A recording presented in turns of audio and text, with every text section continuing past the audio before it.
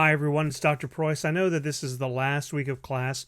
Remember, assignments have to be turned in no later than Thursday, but your discussion grade, the initial post, is still due by Wednesday, and it's imperative that you get that in on Wednesday so you can get your credit for it. I'm going to have everything graded very quickly, and so whenever you log on to My Grades, you'll be able to see what your grade is. Remember, your grade is the total points for the assignments that you've completed.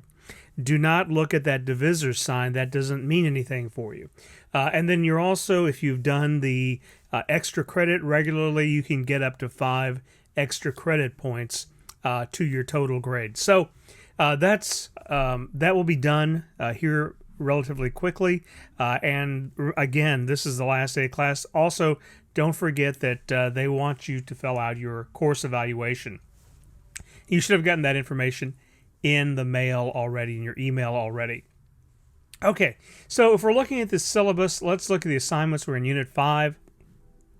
You have a discussion, you have a quiz, and then, of course, you have the essay. And the essay is worth 10 points, but remember that your essay and these development assignments, you had a analysis of sources, you had a thesis development, and then you had an outline development. And all of those things should feed into one another and, of course, feed into your essay. So while this grade is really 10 points for your final essay, there are 5, 10, 15 extra points for a total of 25 points that go to your essay altogether. Okay, and so if we're looking at, we'll go down here. Remember, again, everything is due by Wednesday night. The first post is rather due Wednesday night, and then you have your other assignments must be submitted no later than 11:30 p.m. Thursday if they're going to count. So you have a quiz. It's a 5-question quiz. It's really short. You can go ahead and do that now. It's not going to take you a lot of preparation. It's over material we've already covered. And then your essay is due and the discussion. And the discussion is kind of tied into current events, and we'll get to those here in just a second. So if we log on to Blackboard and go down to the course,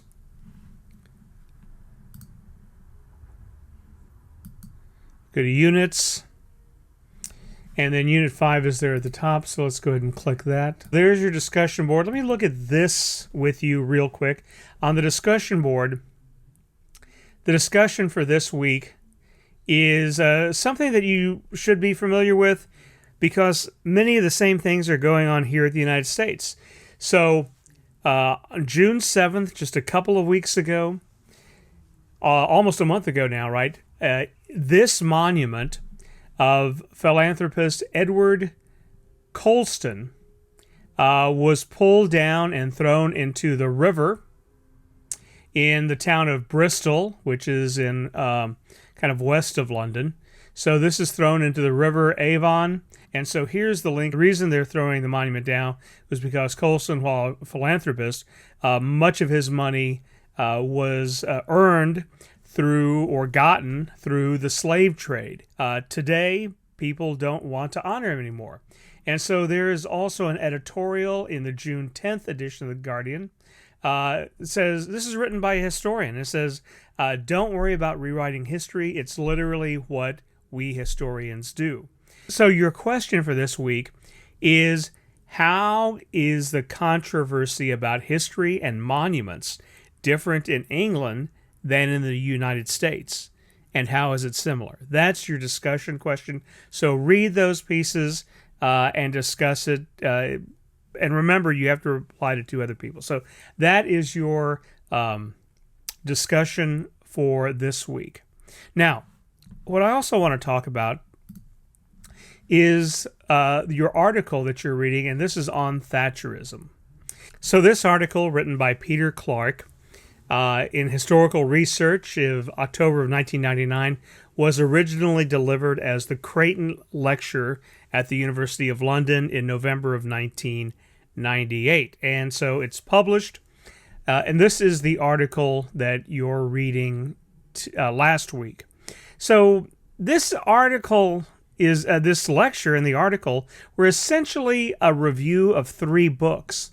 And so I'm sorry about this scrolling up and down, but so he's looking at a kind of an insider's account of the Thatcher government. One written by Nigel Lawson, who was the Chancellor for the Exchequer, the Treasury Secretary, we would call him. Nigel Lawson, who was at Treasury from 1983 to 1989, and then Sir Geoffrey Howe. Now, you've already seen Sir Geoffrey Howe in his role as the Chancellor of the Foreign Office, but now he had also been in the Chancellor of the Exchequer's position, and so this was 79 to 1983, and then also at Margaret Thatcher's 2 books about herself, about her life. So he's kind of looking at these books. And so the question is, what is his thesis? Well, let's go here to page 302 first off, and I want to show you some things that I think are important. Now, he's looking at these books that have been written about the Thatcher government, and he says, down here, it says that the Thatcher's memoirs and these other memoirs is looking for the light that autobiography can throw on the broader ideological phenomena of Thatcherism. What can biography teach us? Now, you've been looking at primary sources, and so this is what he's looking at. He's looking at these 3 primary sources, or these 4 really, 2 by Thatcher, 1 by Lawson, 1 by Howe, and so these are primary sources, right? So the question is how accurate are they? How honest are they? Of course, memoirs are written by people who are trying to talk about, this was about my time in Thatcher's government. So you've got to come up with a kind of a filter. You have to realize that some of this is filtered through personal bias, right? These are their perspectives, and they're also trying to make themselves look good. And he talks about them. He talks about this phenomena. And so you have to, whenever you're looking at any primary source, think about what bias is implicit in those sources. So he mentions this, what can autobiography, what light can it throw on Thatcherism? And then he says, Thatcherism was a potent force in the displacement of one set of conventional assumptions about the economic role of the state by another set. So this is kind of the idea, is that here's how government ran its economy. The British government ran its economy. Then after Thatcher, or during Thatcher, then after Thatcher, how is it running its economy? So one set of assumptions by another. So that is kind of what he's looking for.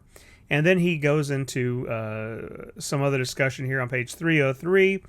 This word Butskelite. This is a kind of a derogatory term, or maybe kind of a funny term for a man named Butler, who was in charge of the Conservatives, and Hugh Gaskell, who was a Labour Prime Minister, and this is putting together their 2 names. So it basically means compromise.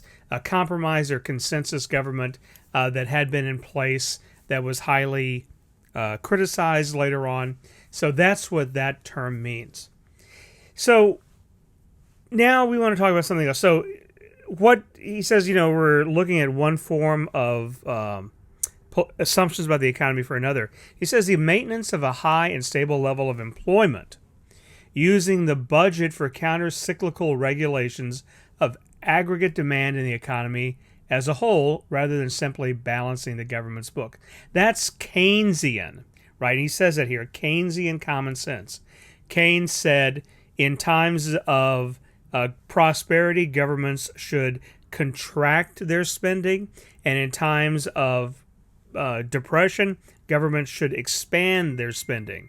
And you wanted a lot of employment, you wanted a strong economy, and that's how Keynes felt that government should work against what the economy is doing so that the economy would remain stable and not fluctuate and people would be affected.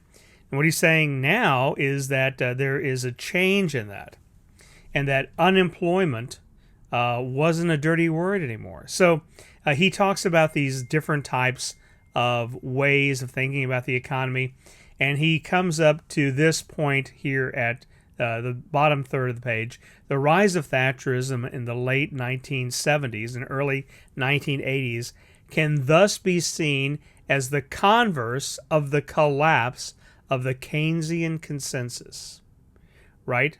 It's not the collapse of it, he says, it's the converse of the collapse of the Keynesian consensus. In short, he goes on to say, we have entered a post-Thatcherite phase of political economy, a statement which the election of the Blair government has done nothing to weaken. And then he continues, but it may be that Thatcherism is best understood in a sense particularly personal to Thatcher herself. So the real question that he's kind of looking in here is, what is Thatcherism? What does Thatcherism mean? And in a sense, this is his thesis statement. So let's look and see at how he answers this question of what is Thatcherism. So we're going to skip down for the sake of time to page 305 and look at this towards the bottom third of the paper. Thatcher made herself into Maggie, the leader who is remembered, and she did so knowing full well that she was not born to it, that it did not come naturally or easy. So in a sense, he's talking about her creation of her own image. And then he talks about this. So is Thatcher really about economy as these memoirs would have you believe? Because this is the thing, right? Is why did Thatcher fall apart? Because you had the resignation of Howe, you had the disaffection of Lawson, and so she lost the support of her party, and they replaced her as party leader, so she wasn't prime minister anymore. And so let's look at page 306 at what he calls here this magnification of British politics.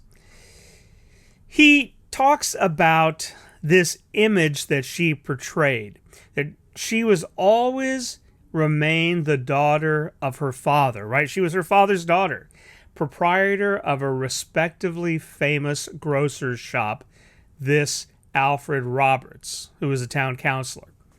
And she talks about, writes about three influences.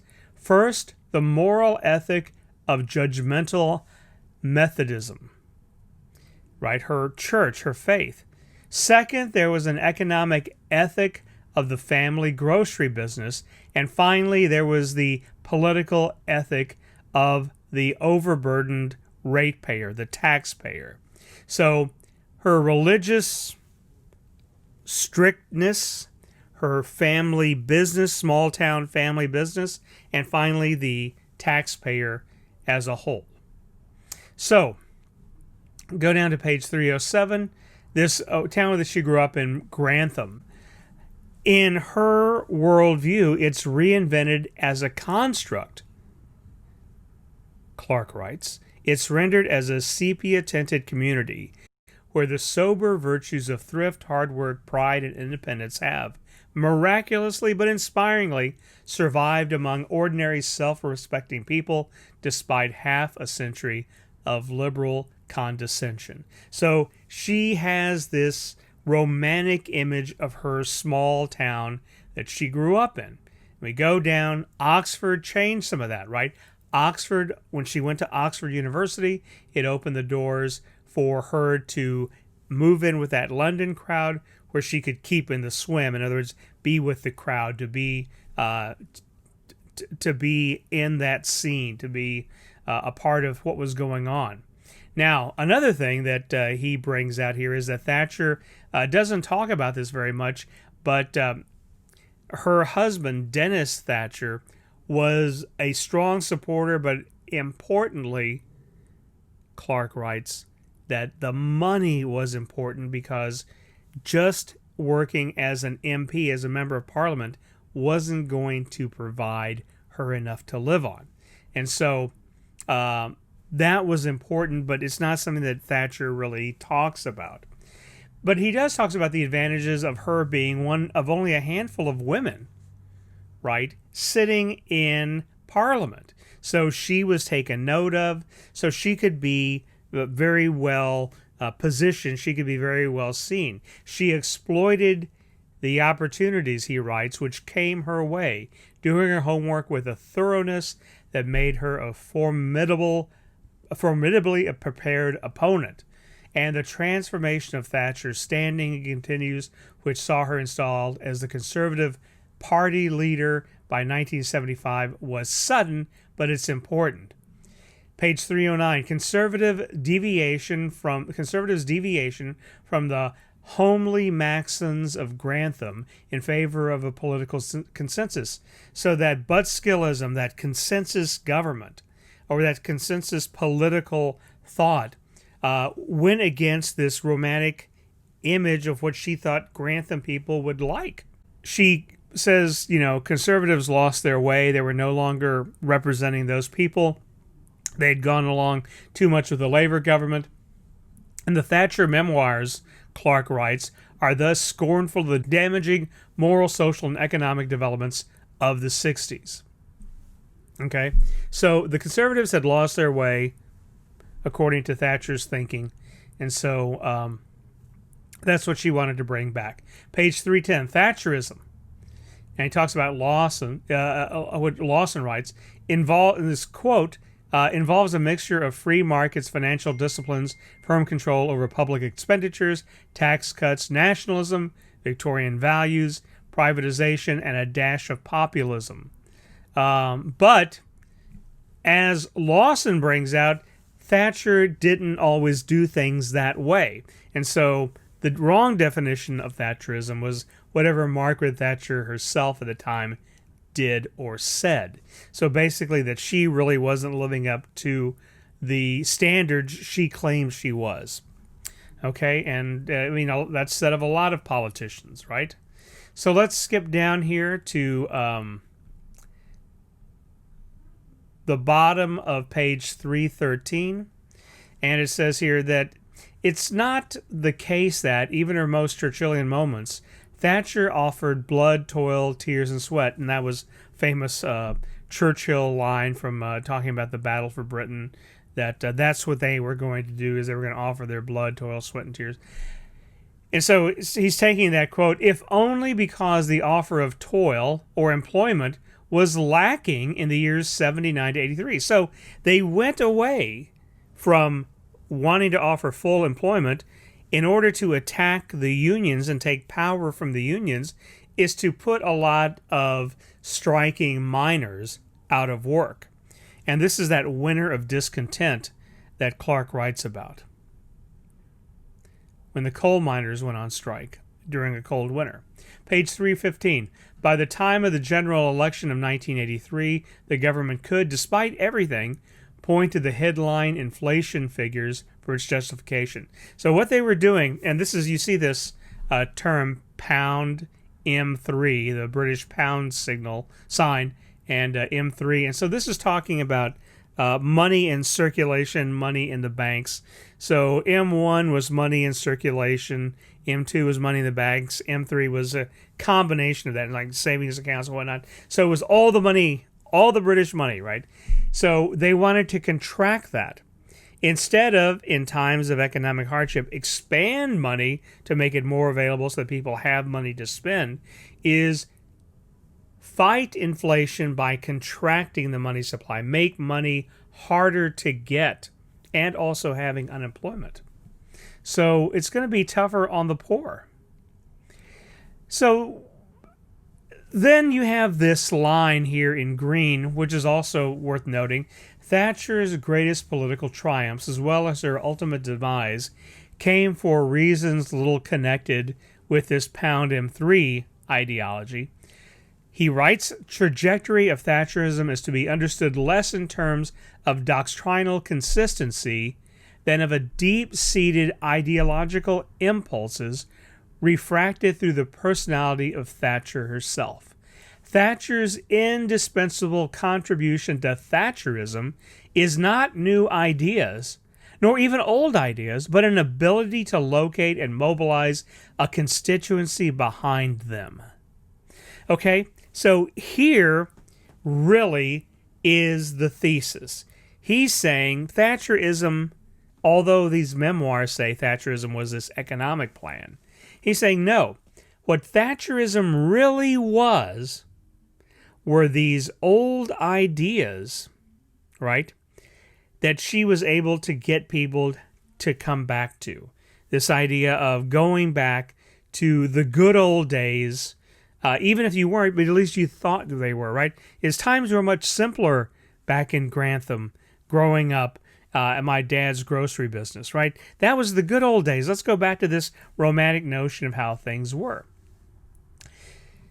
Her election as leader of the Conservative Party in February 1975 was the first of three moments, right? The other two were the winter of discontent we just talked about, and then the Falklands Island crisis, where Great Britain, where England emerged as the winner.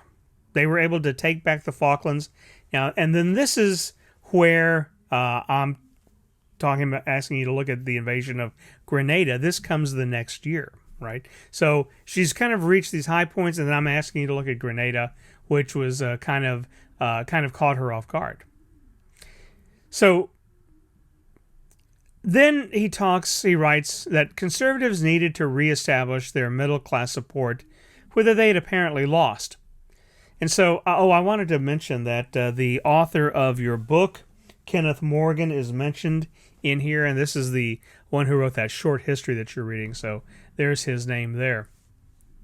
So the unions, in this winter of discontent, the unions had gone on strike. It was a cold winter. People didn't have enough coal, but the unions were on strike. And so they broke the back of the unions. And so what Clark says is the unions had thus succeeded in doing for her what she had hitherto been incapable of doing for herself, creating a popular constituency which could be mobilized behind her agenda. Because the unions went on strike when people needed the coal, they were the bad guys now. Before that, people had supported the unions. This turned people against the unions, and Thatcher was able to take advantage of that. Then he writes, the Falklands episode, which so notably revived her political fortunes, was a moment of truth for Thatcher's political leadership. She was subsequently taken at her own valuation, and she subsequently felt an unshakable confidence in her own judgment, which she was all ready to back against all comers. So it made her feel invincible, right? And she could do no wrong after the Falklands. Page 317, Thatcher's conviction politics were inspired by the conviction that she was in the right. And he says that this was Thatcher's thing, is right. She knew she was right, despite what everybody else said. Then at the bottom of this page, the paradox of a government, and this is talking about Thatcher and really what she was doing, the government whose rhetoric was often self-consciously libertarian, right? Small government, give people the right to do what they want, enforcing centralist solutions. We want to let the people do what they want. We want a small government, but we want a powerful government at the same time. Small power government, powerful government, which faithfully reflected the Prime Minister's wild streak of moral authoritarianism. We want a government, that's me, that you're going to do what we say, but it's going to be a small government, right? Those two things didn't always make sense. And he writes, her memoirs reiterate that the scheme could have worked, indeed was already working, and above all, had her party kept its nerve, right? Had people just backed her, I could have ridden through the difficulties. I was right, it's just that my support fell out, is what he says she talks about. So let's skip down a little bit here. Page 321. Lawson, in his memoirs, writes, never underestimate the tide of ideas. The history of Thatcherism suggests a complementary axiom. Never underestimate the force of personality. Clark continues to write, Lucky to be elected leader at all, especially as a woman, she turned this situation to her own advantage. Lucky that the winner of discontent delivered the trade union into her hands. She adroitly seized the opportunity for long overdue reforms in labor legislation. Finally, through the Falkland crisis, though the Falkland crisis temporarily solved all of her political problems, it also formed the seedbed for a style of Thatcherite triumphalism that came to caricature her early successes. It was surely the same exercise of will, against all the odds and all the sober judgment, which later led Thatcher into head-on conflict with one after another of her own senior ministers, including those who professed the strongest support for Thatcherism. So that she could not perceive herself as being wrong. Everybody else was wrong. Everybody else was weak. And so she, this is kind of like hubris, right? She believed that she became so believing in her own persona and her own created personality, thinking she was always right, and forgetting that a lot of that was luck that she was taking advantage of and good fortune that she had in the past, and thinking that it was just her own way of doing things. So in the end, that's what Thatcherism was, Clark writes, and not necessarily the economic change